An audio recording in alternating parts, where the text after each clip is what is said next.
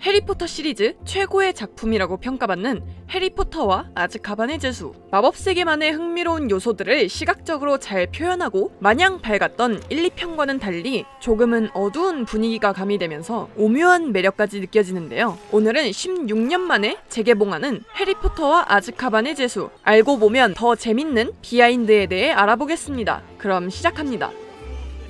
하나. 해리를 괴롭히던 마지 아줌마가 풍선처럼 부풀어 올라 날아가는 이 장면은 의외로 굶으면서 촬영한 장면이라고 하는데요. 그 이유는 특수 소재로 제작된 가짜 몸을 입고 촬영했기 때문입니다. 이 가짜 몸은 22kg에 육박해 분장을 한 뒤엔 걷지도 먹지도 못했다고 합니다. CG보다 실제 분장의 비중이 더 컸다던 이 장면은 늘어나는 몸 사이즈에 맞춰서 의상만 38벌이 준비되어 있었고 최대로 부푼 모습을 촬영할 땐 옆으로 1m 30cm까지 늘어났다고 하네요. 둘, 구조물 사이사이를 비껴달리며 스릴을 전해줬던 구조버스. 엄청난 속도를 내고 있는 것 같지만 실제로는 고작 50km의 속도였다는 사실 알고 계셨나요? 3층 높이의 버스로 높은 속력을 내면 버스가 넘어갈 위험이 있기 때문에 천천히 촬영한 뒤 영상을 빨리 감고 CG를 더해 장면이 완성되었습니다. 실감나는 연출을 위해 주변 차들은 13km로 움직였고 행인들도 느리게 걷는 훈련을 받았다고 합니다. 참고로 이 버스의 경비원과 운전사의 이름은 스탠리와 어니. 이 이름은 J.K. 롤링 할아버지의 이름에서 따왔습니다. 셋. 알폰소 쿠아론 감독은 다니엘, 엠마, 루퍼트와 친해지기 위해 각자 1인칭 관점에서 자신의 캐릭터에 관한 에세이를 써오라는 과제를 냈는데 엠마 왓슨은 정말 헤르미온느처럼 16페이지 분량의 에세이를 써왔고 다니엘은 해리처럼 간단하게 한 페이지 정도. 루퍼트는 론답게 아예 제출조차 하지 않았다고 합니다. 넷. 전 솔직히 볼드모트보다 이 친구들이 더 무서웠습니다. 희망과 행복한 감정들을 앗아간다는 디멘터. 디멘터는 J.K. 롤링 작가가 우울증에 시달렸을 때를 생각하며 만든 캐릭터라고 하는데요. 온몸엔 검정색 두건을 두르고 있는 설정이라 공중에 떠다니는 표현을 하기가 힘들었다고 합니다. 추상적인 느낌을 살리기 위해 인형 조종 전문가를 불러 여러 시도를 해봤지만 물속에서 동작이 제일 그럴듯했다고 합니다. 하지만 영화에 그대로 사용할 순 없었고 이를 토대로 더 많은 시행착오를 거쳐 장장 6개월의 고정 끝에 이런 비주얼이 탄생되었다고 합니다. 5. 디멘터를 만들 때 또 하나 재밌는 해프닝이 있었는데 디멘터가 해리에게 접근하면서 비가 얼음으로 바뀌는 장면을 설명하는 중 멕시코 출신이라 멕시코 억양이 강한 쿠아론 감독은 아이스란 단어를 아이즈와 비슷하게 발음하는 바람에 스태프들은 하늘에서 눈이 떨어지는 스토리보드를 그렸고 쿠아론 감독은 당황하며 실수를 바로잡았다는 해프닝이었습니다. 6. 알폰소 쿠아론 감독은 모든 아역 배우들에게 부모님들이 없을 때 교복 입듯이 너희 마음대로 교복을 연출해봐라 라는 지시를 했습니다.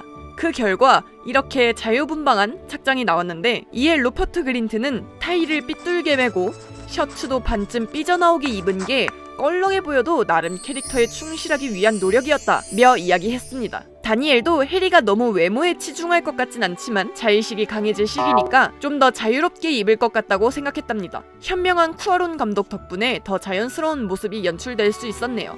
7. 아즈카반의 제수는 유독 촬영장에서 사건 사고가 많았던 작품입니다. 마법사의 돌과 비밀의 방처럼 겨울에 개봉할 예정이었지만 촬영 중 세트에 큰 불이 나서 촬영이 한 차례 지연되고 얼마 지나지 않아 해리와 디멘터가 만나는 장면을 촬영할 때 증기기관차에서 날린 불꽃이 건조한 산에부터 화재가 나 또 한 번 촬영이 중단되는 바람에 계절을 2번 건너뛰어 여름에 개봉합니다. 8.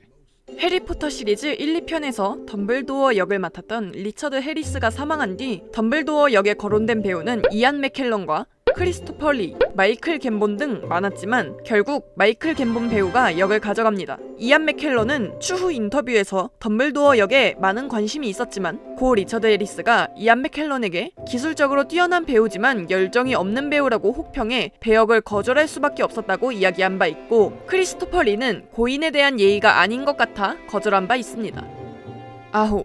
루핀 교수 역시 이완 맥그리거가 물망에 올라 있었으나 스타워즈 에피소드 3 촬영과 겹쳐 데이빗 듈리스가 루핀 교수 역을 맡을 수 있었습니다. 원래 데이빗 듈리스는 퀴렐 교수 역을 탐냈었다고 하네요. 10.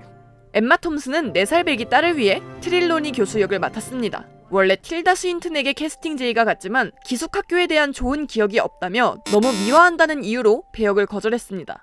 11. 시리우스 블랙 역을 맡은 게리 올드만도 사운드 오브 뮤직처럼 아이들이 볼 수 있는 영화라는 이유로 배역을 맡았다고 합니다. 12.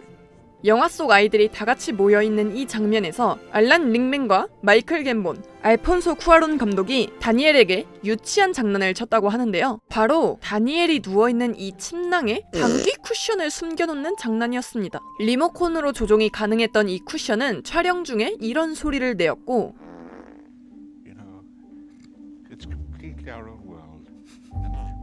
당시 상황을 모르던 다니엘 혼자서 캐릭터를 유지하기 위해 애썼다고 하네요. 13. 이 장면 속 양초를 들고 있는 남자는 알폰소 쿠아론 감독입니다. 14. 알폰소 쿠아론 감독은 해리포터 연출이 확정될 때까지 해리포터 시리즈를 읽어본 적도 앞에 두 영화를 본 적도 없었다고 합니다. 그를 설득한 건 길예르모 델 토로 감독. 바보같이 굴지 말고 당장 책을 읽으라는 길예르모 감독 말에 책을 정독하고 해리포터의 팬이 되었다고 하네요. 15. 해그리드 집안에 날아다니는 이 박쥐들은 모두 진짜 박쥐입니다. 숙련된 박쥐 조련사를 불러 촬영된 장면인데요. 박쥐는 아무 데서나 오줌 싸는 습관이 있어서 촬영 중 많이 애먹었다고 하네요. 주로 바나나를 이용해 박쥐를 통제했다고 합니다. 16. 시리우스 블랙 몸에 새겨진 문신들은 러시아 갱단들에게서 영향받았습니다. 두려움과 존경심을 받는 사람에게 새겨지는 표식이라고 합니다. 17. 이 장면에서 해리와 함께 골든 스니치를 쫓는 후플푸프 학생은 불의 잔에 나오는 세드릭 디고리입니다. 18.